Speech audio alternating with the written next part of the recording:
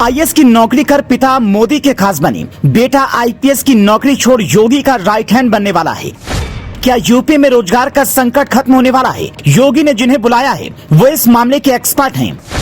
जिंदगी में जो ख्वाब देखा वो पूरी होती चली गई, एक इच्छा अधूरी रही तो योगी ने कहा हम कर देते हैं पूरी।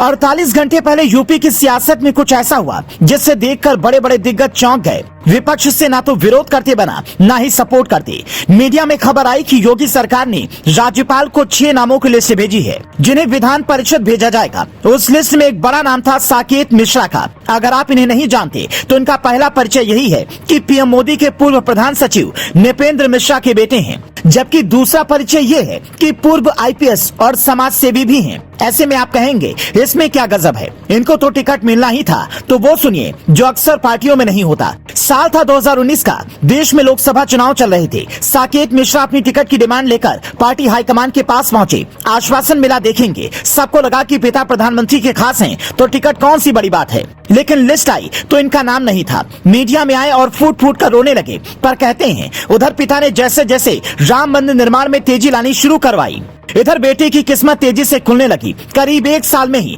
बेटे की जिंदगी की सबसे बड़ी अधूरी इच्छा पूरी होने वाली है। ऐसा दावा किया जा रहा है कि उस वक्त इनका टिकट इसलिए भी कटा क्योंकि बीजेपी इन्हें चुनाव में उतारने की बजाय कुछ बड़ी जिम्मेदारी देने की तैयारी में थी।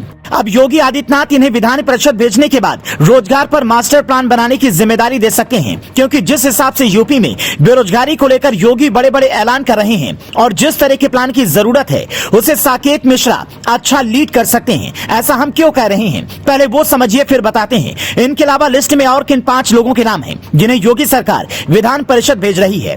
यूपी के देवरिया के रहने वाले साकेत मिश्रा ने दिल्ली के सेंट स्टीफेंस कॉलेज से इकोनॉमिक्स में ग्रेजुएशन किया। आईएम कोलकाता से पढ़ाई करने के बाद यूपीएससी की तैयारी की। साल 1994 में परीक्षा पास कर फिर आईएएस बन गए।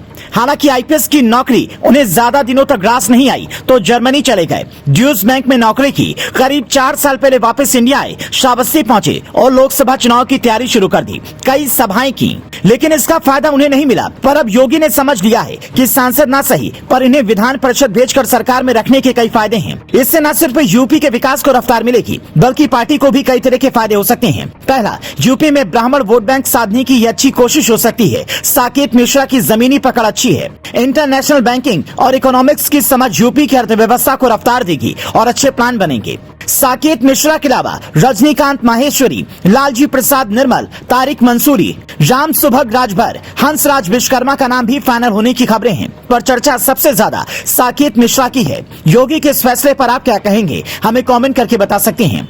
Bureau report, global Bharat TV.